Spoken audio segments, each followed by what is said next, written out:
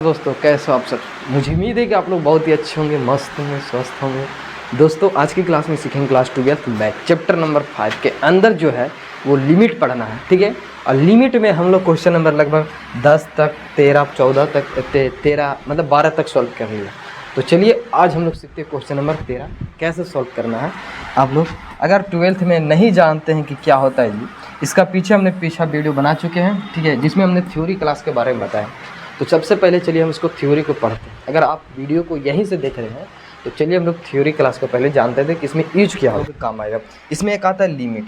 Limit बनाने से पहले देखिए एक आता है लिमिट, ठीक है। इसमें दो लिमिट होता है, एक होता है LHL और एक होता है RHL, ठीक है। LHL लेफ्ट हैंड लिमिट को हम लोग लिखते हैं LHL से, ठीक है, और राइट हैंड लिमिट को लिखते हैं RHL से।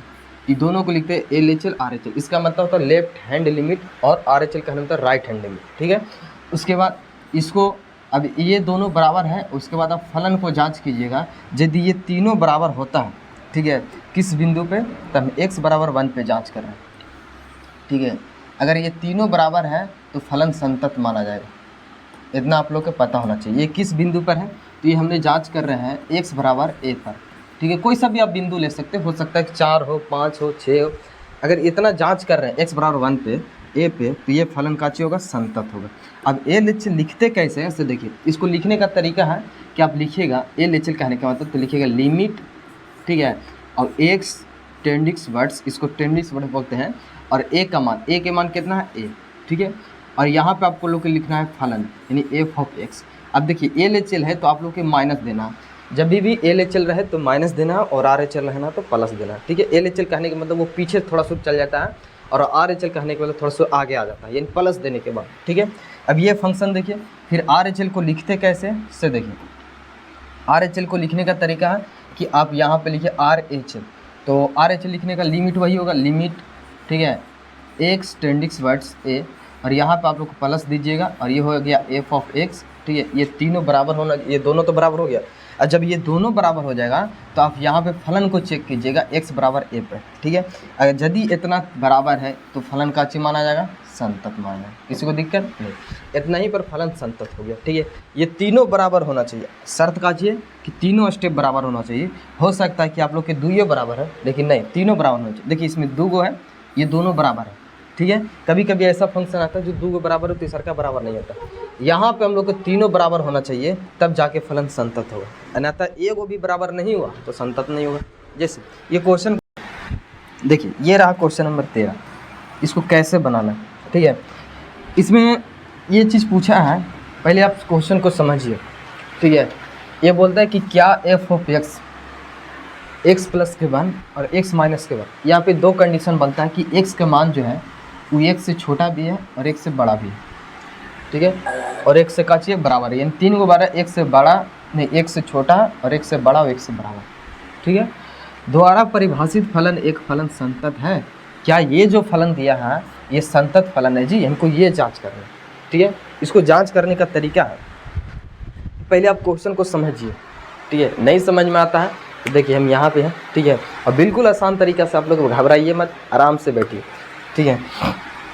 ये देखिए, अगर आप लोग ये कह रहा है कि x बराबर यानी x के मान जो है यहाँ पे x से छोटा इंडिकेट कर रहा है, तो फंक्शन यहाँ पे आप लोग को ये वाला यूज करना, ठीक है। और x से बड़ा बोलेगा तो ये फंक्शन यूज करना, ठीक है। यानी दो कंडीशन है, x से बड़ा और x से छोटा के लिए। तो x से छोटा के लिए ये वाला फंक्शन यूज कीजिएगा और x से बड़ा के लिए ये वाला फंक्शन, ठीक है। और x से बराबर के लिए ये वाला ऊपर वाला, क्योंकि यहाँ पे बराबर का चिन्ह इसमें, ठीक है। तो चलिए इसको बनाते कैसे से समझते हैं। देखिए इसमें माना जाता है, ठीक है ना। आप मान लीजिए, लिखिएगा, पहले हमको जांच कितना पर करना है जी, तो जांच करना है, देखो फंक्शन ब्रेक कितना पर हो रहा है, तो 1 पर हो रहा है, ठीक है। तो आप लिख सकते हो x बराबर 1 पे, x बराबर 1 पर, ठीक है, संतत की जांच करना। किसका जांच करना, संतत की जांच, ठीक है। x बराबर 1 पे संतत की जांच करना है, ठीक है। नियम का चीज कहता है x बराबर 1। तो इसमें हम सबसे पहले लिमिट निकालेंगे। कैसे निकालेंगे, लिमिट लिखिएगा, लिमिट में LHL, कौन सा लिमिट निकाला जाता है, LHL। LHL कहने का मतलब लेफ्ट हैंडेड, ठीक है। इसको इंडिकेट कैसे करते हैं इससे देखिए। LHL निकालना, लिखिएगा लिमिट एक्स टेंडिक्स बट्स कितना बार जांच कर रहा है 1 पे, तो आप यहाँ पे लिखिएगा 1, ठीक है। एक्स से एल एच एल बात किया तो आप लिखिएगा यहाँ पे माइनस। इससे ये पता चलता है कि एक्स से छोटा, ठीक है। माइनस इंडिकेट करता है L H L left hand limit, ठीक है। अब यहाँ पे लिखिएगा फंक्शन की वैल्यू एफ ऑफ एक्स। देखिए अब ये क्या करना है कि यहाँ पे ये बोलता है कि एफ ऑफ एक्स बैठाना है, तो एफ ऑफ एक्स बैठाना है तो यहाँ पे एफ ऑफ एक्स की वैल्यू 2 को दिया, ठीक है। अब कौन सा बैठाना है ये समझने के लिए आप लोग एक छोटा सा ट्रिक बताते हैं, एक तरीका बताते हैं, जिसलिए आप लोग को पता चल जाएगा कि एल एच एल बैठाना है कि आर एच एल, ठीक है।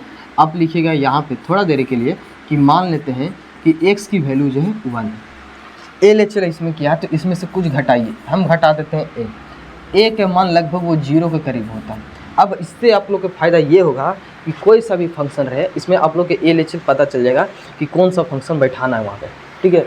इसमें देखिए एक से छोटा है, यानी एक में से कुछ घट रहा है तो वो एक से ही छोटा होगा, तो एक से छोटा फंक्शन कौन सा दिख रहा है, ये वाला x प्लस के 5, तो आप वो वाला बैठा सकते हैं, ठीक है।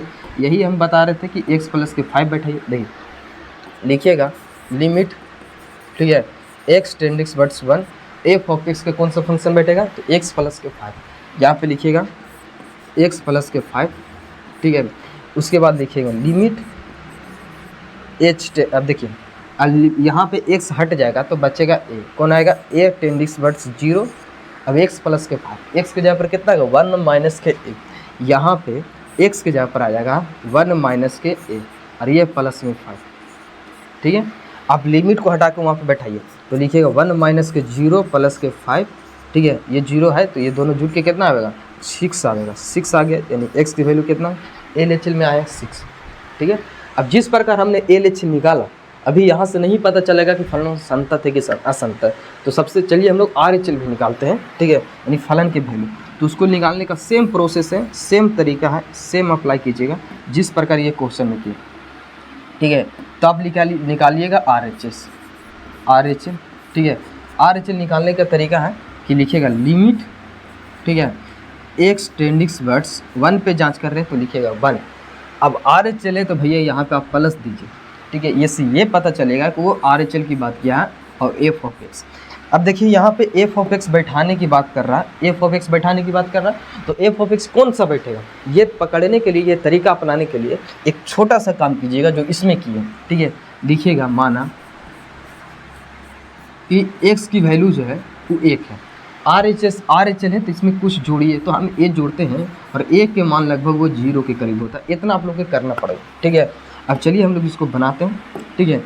अब देखिए यहाँ पे हो गया लिमिट एक्स टेंडिक्स बट्स कितना आ गया 1 एफ ऑफ एक्स। तो एफ ऑफ एक्स कहने का मतलब है कि यहाँ पे देखिए पहले समझिए कि x से बड़ा बोला, तो x से बड़ा कौन सा फंक्शन है x माइनस के 5, तो आप लिखिएगा x माइनस के 5, ठीक है। और यहाँ पे लिख सकते हो लिमिट h आवेगा, तो अब यहाँ पे देखिए x हटेगा तो आवेगा a टेंडिक्स बट्स 0 x माइनस के 5, x माइनस के कितना है 5 है, तो आप यहाँ से x की वैल्यू बैठाइएगा तो ये जाएगा 1 प्लस के a बराबर माइनस में 5, ठीक है। अब यहाँ से 0 बैठाइए, लिमिट के मान कितना हो जाए तो 1 प्लस के 0 माइनस के 5, याद रखिएगा लिमिट हटेगा तो वहाँ पे जाके 0 बैठ जाएगा, ठीक है। तो अभी देखिए ये कितना है, ये दोनों तो अब घट जाएगा, तो घटने के बाद कितना आ रहा है माइनस के 4। अब यहाँ पे ये चीज़ समझ में आ गया कि एल एच एल की वैल्यू जो है वो 6 आया है और आर एच एल की वैल्यू -4 आया है। इसका मतलब ये हुआ कि जब लिमिट बराबर नहीं है, ठीक है, जब लिमिट बराबर नहीं है तो फलन आगे जांच करने की आवश्यकता ही नहीं, ठीक है। तो आप डायरेक्ट लिखिए यहाँ पे अतः में क्या हो जाएगा कि एल एच एल जो है वो बराबर नहीं है आर एच एल के, ठीक है। इसीलिए फलन का हो जाएगा असंतत, यानी जी बोलते हैं ना जी संतत या असंतत, वही हो जाएगा यहाँ पे, ठीक है। तो ये था क्वेश्चन नंबर 13, बिल्कुल आसान तरीका से सॉल्व किया, ठीक है ना। अगर आप लोग को समझ में आया तो कमेंट पे यस लिखिए। हाँ, वीडियो कैसा लगा ये आप लोग कमेंट पे ज़रूर बताइएगा। बाकी हम इसके आगे बताते क्वेश्चन नंबर 14 कैसे सॉल्व करना है, ठीक है। मिलते हैं अगले वीडियो में। जय हिंद।